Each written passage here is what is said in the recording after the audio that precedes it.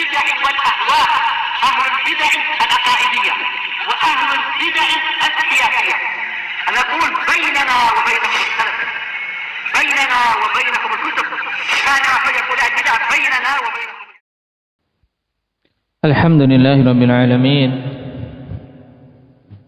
والصلاة والسلام على المبعوث رحمة للعالمين، وعلى آله وأصحابه ومن تبعهم بإحسان إلى يوم الدين. أما بعد، ikhwani fillah rahimani wa rahimakumullah. Pembahasan yang lalu kita membaca penjelasan Ibnu Abil Izz rahimahullahu taala tentang nafyut tashbih, bahwasanya nafyut tashbih padanya ijmal. Kenapa? Karena lafaz tashbih itu lafaz yang mujmal, yang memiliki kemungkinan hak dan kemungkinan batil. Kemungkinan yang hak itu bagaimana? Indak Ismail. Tidak ada tashbih. Makna yang hak itu apa?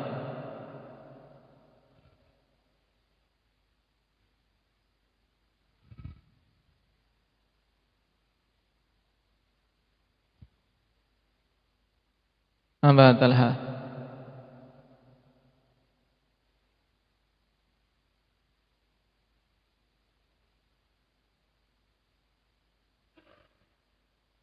Taib, yaitu menafikan penyerupaan Allah Subhanahu wa taala dengan makhluknya, tapi tetap menetapkan asal sifat, yaitu menetapkan sifat-sifat bagi Allah Subhanahu wa taala dengan sifat-sifat yang tidak serupa dengan sifat-sifat yang ada pada makhluk.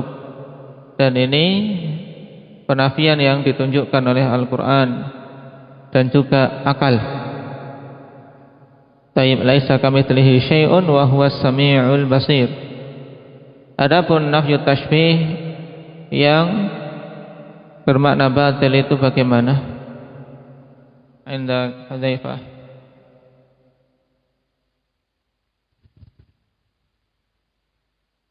Yaitu tidak menetapkan bagi Allah Subhanahu wa taala sifat apapun dengan alasan kalau menetapkan satu sifat berarti menyamakan Allah dengan makhluknya. Maka mereka mengatakan bahwasanya tashbih harus ditiadakan. Sehingga walaupun pada asal penamaan saja mereka pun tidak mau. Seperti misalnya apa? Allah Al-Hayyu, manusia juga Hayyun. Tayyib, sama-sama disifati dengan hayah, menunjukkan mereka atau mereka mengatakan ini pun harus ditiadakan. Kenapa? Karena padanya tashbih.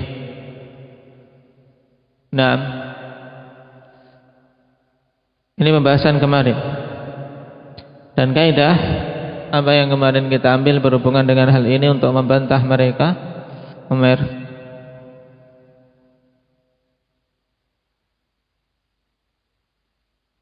Al-ittifaq fil asma' la yastalzimul ittifaq fil musammayat, yaitu kesamaan pada suatu penamaan, ya pada nama-nama itu tidak mengharuskan kesamaan pada yang dinamai. Dan ini kaidah yang sangat jelas, ikhwan. Seorang yang memiliki akal sehat akan mengakui kaidah tersebut.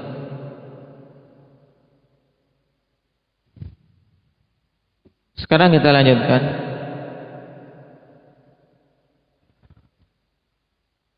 Qala Ibnu Abil Izz rahimahullahu taala, wa an Jabir radhiyallahu anhu qala kana Rasulullah sallallahu alaihi wasallam yu'allimuna al-istikharata fil umuri kulliha kama yu'allimuna as-surah minal Qur'an. Adalah dulu Rasulullah sallallahu alaihi wasallam mengajari kami istikharah pada semua perkara sebagaimana beliau mengajari kami surat dari Al-Quran. Menunjukkan ikhwan fillah perhatian yang besar dari Rasul sallallahu alaihi wasallam tentang perkara istikharah, sehingga beliau mengajarkan hal tersebut sebagaimana beliau mengajarkan Al-Quran. Yaqul idza hamma ahadukum bil amri falyarka' rak'ataini min ghairil fardhah.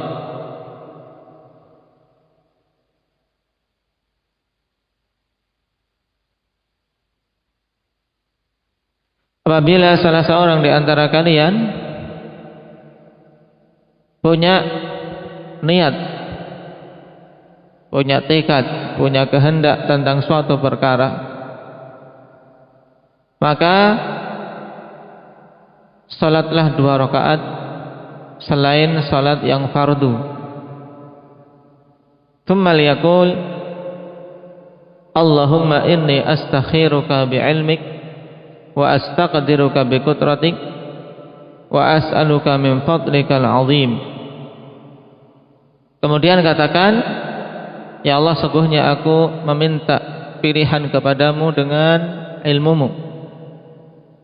Itu karena Allah Subhanahu wa ta'ala zat yang maha luas ilmunya, tahu mana yang terbaik bagi hambanya, sehingga hamba ini meminta untuk dipilihkan oleh Allah. Nah, dari situlah dinamakan istikharah, talabul khiyar, meminta agar Allah Subhanahu wa ta'ala pilihkan mana yang terbaik bagi si hamba. Wa astaqdiruka biqudratik, dan aku minta kemampuan untuk bisa melaksanakan apa yang telah Allah pilihkan, dengan kemampuan dari Allah Subhanahu wa ta'ala. Wa as'aluka min fadlikal azim, dan aku meminta kepadamu dari keutamaanmu yang agung. Fa innaka taqdiru wa la aqdir, sebab sesungguhnya engkau adalah zat yang maha mampu dan aku tidak memiliki kemampuan. Taib. Di sini penetapan kudrah baik untuk Allah maupun untuk si hamba, ikhwan. Cuman apa? Kudratul insan tabi'atun bi qudratillah. Nah, kudrah Allah ditetapkan di sini, fa innaka taqdir. Wala aqdir juga ditetapkan adanya kudrah hamba. Ini sekaligus bantahan bagi apa? Bagi orang-orang Jabriyah, ikhwan. Naam. Menunjukkan tetapnya kudrah bagi si hamba, cuman kudrah bagi si hamba ini tabi'ah li qudratillah, ngikut saja. Nah, kalau Allah tidak menghendaki, tidak menetapkan, maka tidak akan mungkin si hamba tadi memiliki kemampuan. Wa ta'lamu wa la a'lam, dan engkau maha tahu sedangkan aku tidak mengetahui. Wa anta 'allamul ghuyub, dan engkau adalah zat yang maha mengetahui perkara-perkara yang gaib. Allahumma in kunta ta'lamu anna hadzal amra khairul li fi dini wa ma'ashi wa aqibatu amri, aw qala ajili amri wa ajili faqdurhu li wa yassirhu li thumma barik li fi. Ya Allah, apabila engkau mengetahui dengan ilmumu bahwasanya perkara ini, kemudian dia sebutkan hajatnya, anna hadzal amr, apa itu kebutuhan dia, apa itu tekad yang hendak dia lakukan. Nah, perkara ini adalah khairul li, perkara yang bagus untukku pada agamaku, pada kehidupanku, serta pada akhir perkaraku. Atau dia mengatakan ajili amri wa ajili. Ini terjadi syak, kawan. Ada syak pada perawi, bisa memilih, yaitu itu bagus bagiku pada perkara saat ini maupun perkara yang akan datang, ya, di waktu sekarang maupun akibatnya di akhir nanti. Itu semuanya bagus bagiku. Faqdurhu li, maka takdirkanlah itu untukku. Wa yassirhu li, dan mudahkanlah itu untukku. Tsumma barik li fihi, kemudian berkahilah untukku pada perkara tersebut.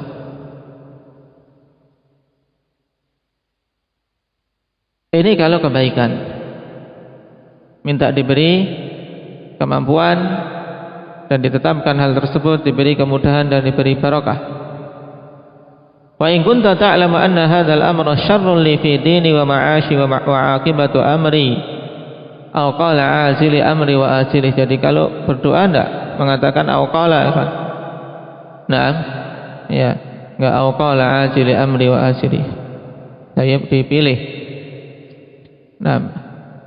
Apabila engkau tahu ya Allah, dan Allah Maha tahu, ya, apabila engkau mengetahui dengan ilmumu bahwasanya perkara ini buruk bagiku pada agamaku, pada kehidupanku dan pada akhir perkaraku, atau pada ajili amri wa ajili, yaitu pada urusanku yang saat ini ataupun yang akan datang, yang ditangguhkan, atau juga bisa dimaknakan pada perkara dunia dan akhiratku, maka fasrifhu anni wasrifni anhu, maka palingkanlah perkara itu dariku. Kalau jelek kita minta dipalingkan. Wasrifni anhu, dan palingkanlah aku darinya. Kenapa? Karena terkadang manusia, ikhwan, sudah tahu itu kejelekan tapi dia masih ingin saja, hatinya masih kepengin. Sehingga apa? Minta agar dia juga dipalingkan dari perkara itu. Wasrifni anhu, sehingga sudah tidak ada keinginan untuk melakukan hal tersebut. Wa qadur lil khaira haitsu kana thumma raddini bih. Kemudian tetapkanlah untukku kebaikan. Apapun itu. Ya, minta untuk ditetapkan yang baik. Apapun itu, baik yang dia inginkan maupun yang tidak. Thumma raddini bih, kemudian jadikan aku ridha terhadap hal tersebut, yaitu nerima. Ketika diberi hal yang lain, dia ingin melakukan suatu perkara, ternyata itu memang tidak bagus baginya, sehingga Allah takdirkan yang lain. Di sini juga minta untuk apa? Bisa ridha terhadapnya. Tsumma raddini bih. Dalam sebagian riwayat tsumma ardini bih. Bisa ya kawan. Jadi dua dalam wazan apa? Wazan fa'ala, dengan raddini atau dengan af'ala. Berarti apa? Ardini. Yaitu minta agar dijadikan dia ridha. Qala wa yusammi hajatah, kemudian dia menyebutkan hajahnya, menyebutkan kebutuhannya. Penempatan penyebutan kebutuhan ini, ketika mengucapkan anna hadzal amr, Allahumma in kunta ta'lamu anna hadzal amr. Hadzal amr bisa diubah langsung dengan perkaranya ini. Tayyib. Apa yang diinginkan. Hadis dikeluarkan oleh Imam Bukhari. Wa bi hadits Ammar ibn Yasir alladhi rawahu an-Nasa'i wa ghairuhu 'an Nabi sallallahu alaihi wasallam annahu kana yad'u bi hadzal du'a. Dan dalam hadis Ammar bin Yasir yang dikeluarkan oleh Imam Nasa'i dan yang lainnya dari Nabi sallallahu alaihi wasallam bahwasanya beliau dulu berdoa dengan doa ini, yaitu Allahumma bi'ilmikal ghaib wa qudratika 'alal khalqi ahyini ma kanatil hayatu khairan li wa tawaffani idza kanatil wafatu khairan li. Allahumma inni as'aluka khashyataka fil ghaibi wasyahadah wa as'aluka kalimatal haqqi fil ghadabi war ridha wa as'aluka al-qasda fil ghina wal faqr wa as'aluka na'iman la yanfad wa qurrata 'ainin la tanqati' wa as'aluka ar-ridha ba'dal qada' wa as'aluka bardal 'aishi ba'dal maut wa as'aluka ladzatan nadhari ila wajhikal karim wa syauqa ila liqa'ik fi ghairi dharra'in mudirrah wala fitnatin mudillah. Allahumma zayyina bi zinatil iman waj'alna hudatal muhtadin. Hadis dikeluarkan oleh Imam Nasa'i, demikian pula Al-Hakim dari jalan Hammad bin Zaid an Atha ibn Sa'ib an abihi an Ammar bin Yasir. Dan sanadnya sahih walaupun Atha ibn Sa'ib dia mukhtalid di akhir umurnya, tapi riwayat Hammad ibn Zaid dari Atha sebelum ikhtilat, sehingga haditsnya sahih.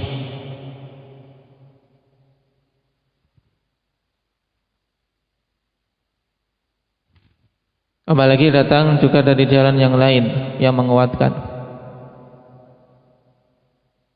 Adapun makna hadis yang padanya doa yang agung ini, akhwani fillah, Rasulullah sallallahu alaihi wasallam berdoa, Allahumma bi'ilmikal ghaib, ya Allah, dengan ilmumu terhadap perkara-perkara yang ghaib dan kemampuanmu atas para makhluk, hidupkanlah aku selama kehidupan itu baik bagiku, dan wafatkanlah aku bila wafat itu lebih baik bagiku, kematian lebih baik bagiku. Ya Allah, sesungguhnya aku meminta kepadamu rasa takut kepadamu baik dalam kondisi ghaib wa syahadah, kondisi tersembunyi dari manusia maupun kondisi ketika dilihat mereka. Dan aku meminta untuk bisa mengucapkan kalimat yang hak baik pada kondisi marah maupun kondisi ridha. Karena banyak manusia kalau sudah marah, ikhwan, kalimat yang keluar dari mulutnya bukan kalimatul haq. Maka di sini Nabi meminta untuk bisa mengucapkan al-haq pada semua kondisi, baik ketika marah maupun ketika ridha. Wa as'alukal qasda fil ghina wal faqr, dan aku meminta kepadamu kesederhanaan baik dalam kondisi kecukupan ketika kaya maupun ketika fakir. Tapi dia tetap qasd, tetap sederhana, tidak tabdzir, tidak melampaui batas. Wa as'aluka na'iman la yanfad, dan aku meminta kepadamu kenikmatan yang tidak pernah terputus, yaitu jannah. Naam. Dan qurrata 'ainin la yanqati', dan penyejuk mata yang tidak pernah terputus, surga. Dan aku meminta keridhaan setelah adanya ketetapan, yaitu setelah ditetapkan suatu perkara, minta agar ridha. Wa as'aluka ridha ba'dal qada', karena terkadang seorang, ikhwani fillah, ketika mendapati ketetapan yang mungkin dia anggap itu berat, akhirnya tidak mampu ridha, mendapatkan musibah atau sakit, atau ditinggalkan oleh orang-orang yang dekat dengannya dikarenakan kematian, dan seterusnya, minta agar bisa ridha.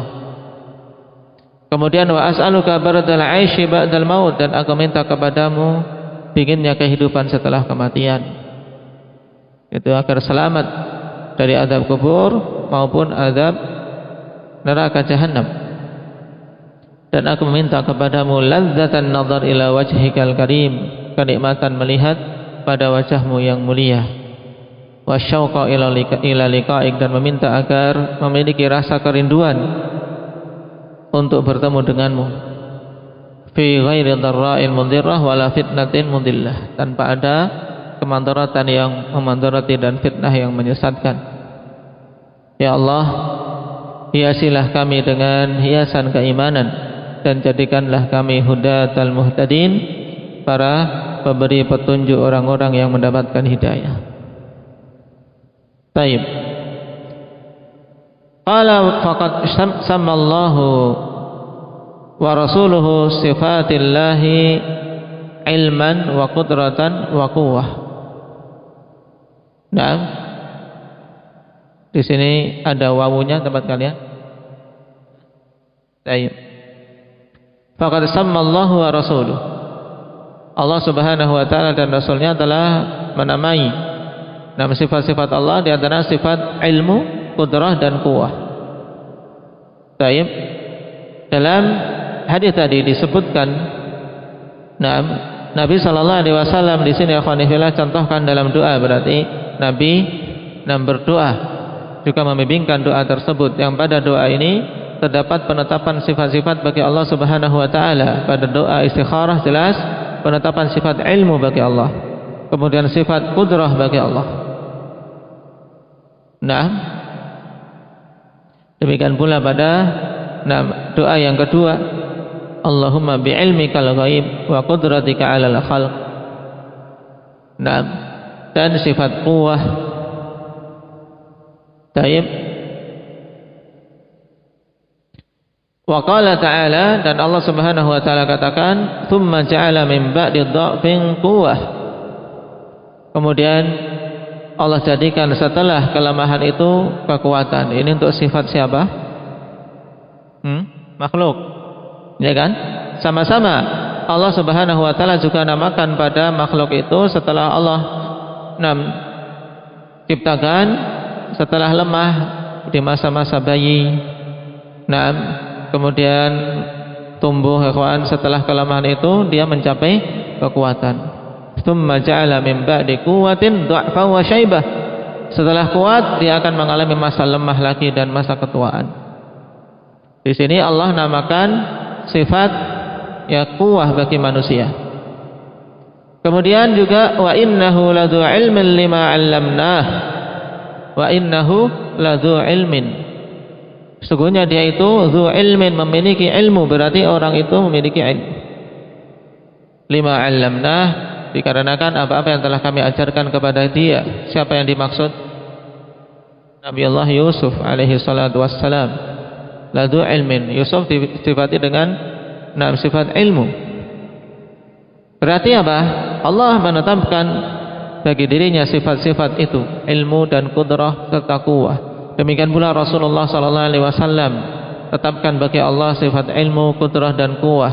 Tapi selain itu Allah juga tetapkan bagi makhluk sifat quwwah, juga tetapkan bagi makhluk sifat ilmu. Yang ini menunjukkan bahwasanya sama-sama disifati dengan sifat yang sama penamaannya, tapi wa ma'lum annahu laisal ilmu kal ilmi walal quwwatu kal quwwati. Ya, dan merupakan perkara yang diketahui bersama bahwasanya tidaklah ilmu Allah seperti ilmu makhluk, tidak pula kekuatan Allah seperti kekuatan makhluk. Wa nadhairu hadza katsiratun wa hadza lazimun li jami'il uqala. Dan yang semisal dengan ini banyak. Dan ini merupakan perkara yang lazim, yang mengharuskan untuk diyakini oleh keseluruhan orang yang berakal. Kalau memang dia berakal, ya mesti dia mengakui hal ini, bahwasanya penamaan suatu sifat, ya rahmukallah, walaupun namanya sama, tidak mengharuskan kesamaan yang disifati. Allah Subhanahu wa taala mensifati dirinya dengan ilmu, juga mensifati sebagian makhluknya dengan ilmu, tapi sifat ilmu Allah berbeda dengan ilmu yang ada pada makhluk. Ini jelas. Nah, pada penjelasan yang lumayan panjang ini, ikhwan, Syekh Ibnu Abil Aiz rahimahullah taala ingin menegaskan kepada kita sekaligus bantahan bagi ahlul bidah yang mereka menolak sifat-sifat Allah Subhanahu wa taala dengan alasan nafiyut tashbih, untuk menghilangkan atau menolak tashbih, menolak kesamaan antara Allah dengan makhluk. Dan ini makna nafiyut tashbih yang yang batil. Baik. Kenapa? Karena penafian penyerupaan, yang diinginkan adalah penyerupaan tentang hakikat sifat itu, walaupun dari sisi penamaan sama. Qala fa inna man nafa sifatan min sifatihi allati wasafa Allah biha nafsahu karidha wal ghadab wal hubbi wal bughdi wa nahwi dhalik, wa za'ama anna dhalika yastalzimu at-tashbiha wa tajsima, qila lahu fa anta tuthbitu lahu al-iradata wal kalama wa sam'a wal basar ma anna ma tuthbituhu lahu laysa mithla sifatil makhluqin. Faqul fima nafaitahu wa athbattahu. Faqul fima nafaitahu wa athbatahu Allah wa rasuluhu mithla qaulika fima athbattahu idh la farqa bainahuma. Nah, sekarang hujatan terhadap sebagian kelompok ikhwani fillah yang mereka menolak sebagian sifat dengan alasan kalau menetapkannya itu akan menjatuhkan diri ke dalam tashbih dan tajsim. Seperti kelompok yang seperti ini. Mereka menetapkan sebagian sifat tapi menolak sebagian yang lain, seperti Asy'ariyah. Orang-orang Asy'ariyah yang dalam pembahasan sifat mereka orang yang paling membingungkan, ikhwan, karena memang kebingungan. Nah, menetapkan sebagian, menolak yang lain. Tidak punya kaidah yang paten. Baik. Maka perhatikan kalimat ini. Nah, sungguhnya orang yang nafa sifatan min sifati, nah, meniadakan suatu sifat dari sifat-sifat Allah yang Allah Subhanahu wa taala sifati dirinya dengannya. Seperti menolak apa sifat ridha, sifat ghadab, sifat hub, mencintai, dan sifat bughd, membenci, dan yang semisalnya. Nah, orang-orang ini menolak sifat-sifat itu dan yang semisalnya, menyangka bahwasanya hal tersebut berkonsekuensi tasbih. Nah, kalau ditetapkan berarti menyamakan Allah dengan makhluk. Juga apa? Konsekuensinya tajsim, yaitu menetapkan jism bagi Allah. Berarti menetapkan jism, badan. Nah, ini alasan mereka.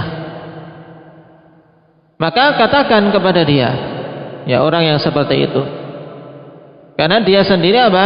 Menetapkan sifat-sifat yang lain, yaitu menetapkan apa? 7 sifat: iradah, kalam, sama', basar.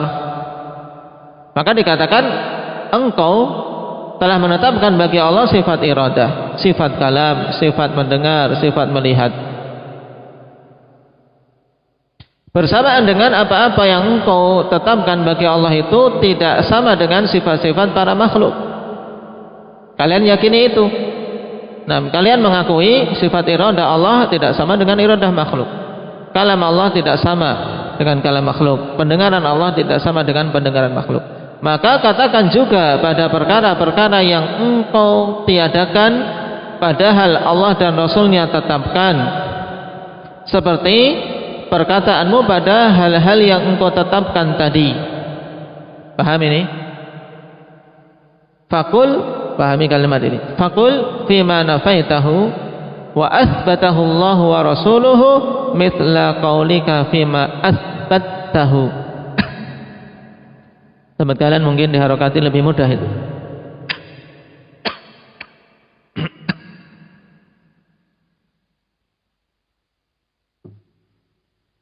Katakan pada sifat-sifat yang kalian tolak, kalian tidak tetapkan. Dalam keadaan sifat-sifat itu Allah telah menetapkannya dan Rasulullah juga telah menetapkannya. Seperti perkataanmu ada sifat-sifat yang engkau tetapkan. Jadi yang engkau tolak itu, nah, sikapi juga seharusnya seperti apa kalian mensikapi sifat-sifat yang kalian tetapkan.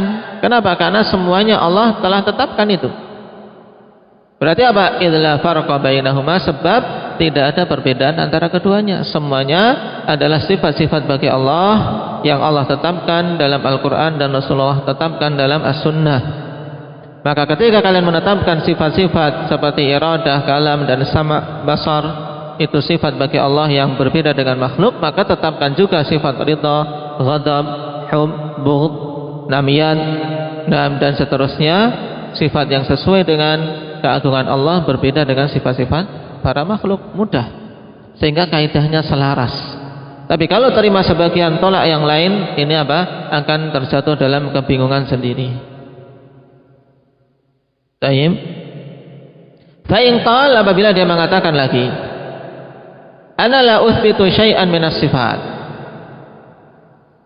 Nah, kalau tadi Asy'ariyah sudah KO di hujjah dengan yang pertama tadi. Sekarang golongan yang sama sekali tidak menetapkan sifat. Ana la uthbitu syai'an minas sifat. Aku tidak menetapkan sesuatu pun dari sifat-sifat Allah. Naam. Qila lahu, maka katakan kepadanya, fa anta tuthbitu lahul asma'al husna. Tapi engkau menetapkan bagi Allah asmaul husna, misal hayyun, alimun, qadirun. Berarti ini arahnya ke siapa? Ke siapa ini arahnya?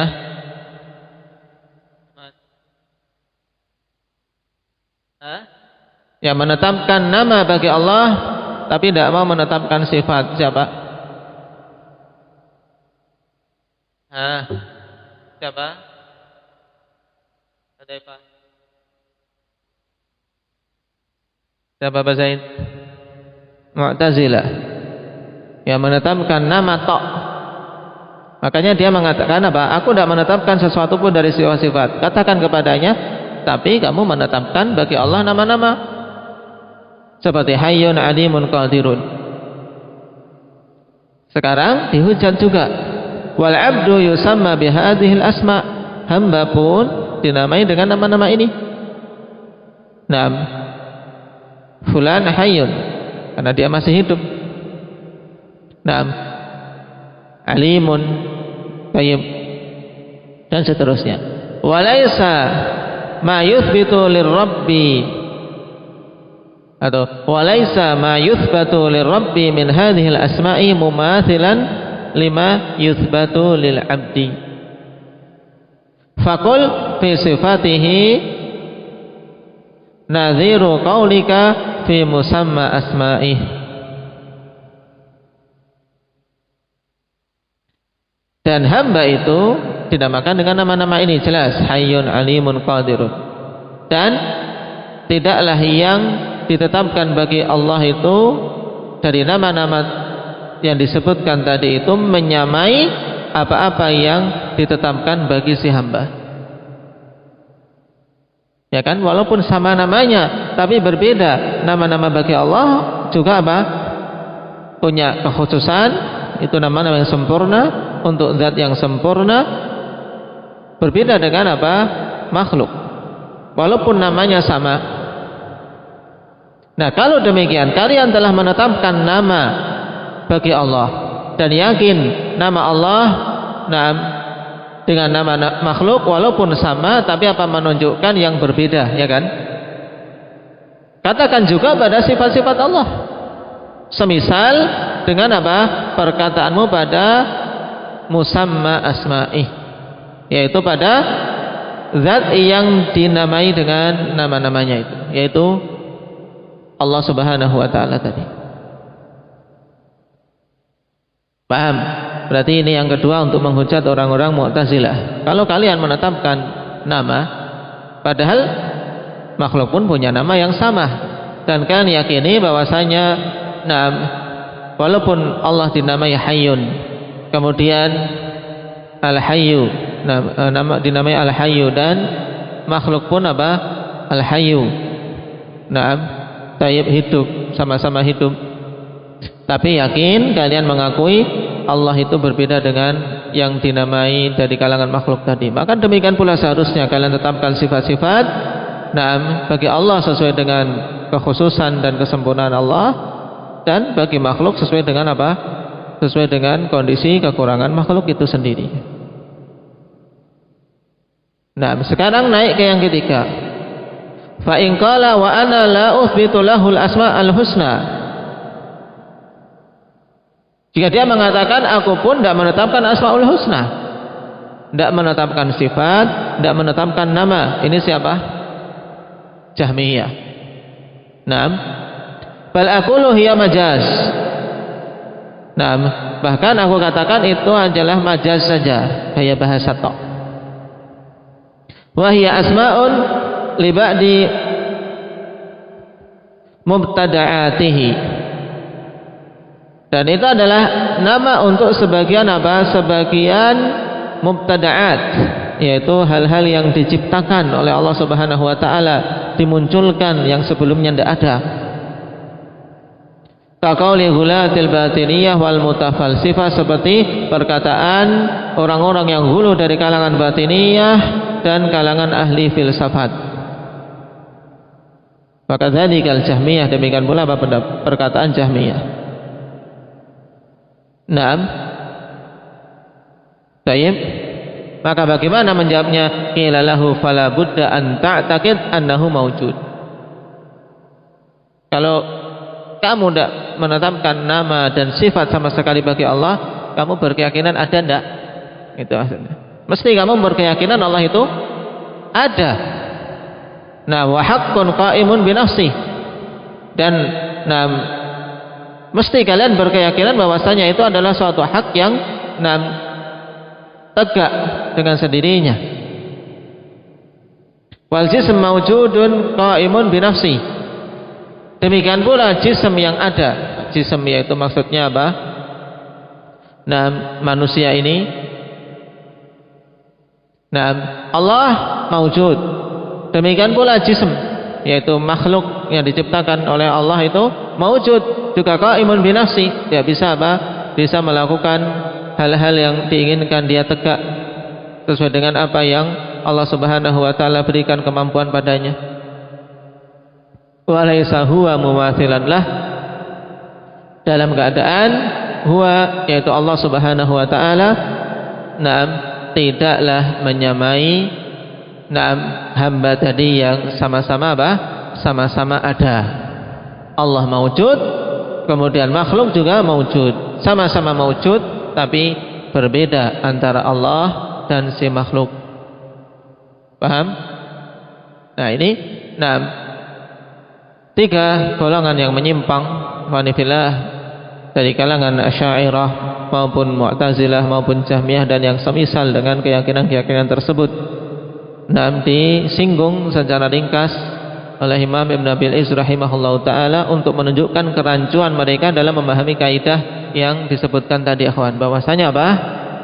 Kaidah pokoknya yaitu al-ittifaq fil asma la yastalzimul ittifaq fil musammayat. Itu intinya. Kalau paham ini, maka semua firqah-firqah akan kita ketahui betapa mereka lemahnya dalam apa? Dalam memahami hal tersebut. Baik, adapun berikutnya insyaallah kita ambil pada pertemuan yang akan datang. Naktahi bihadza subhanakallahumma bihamdika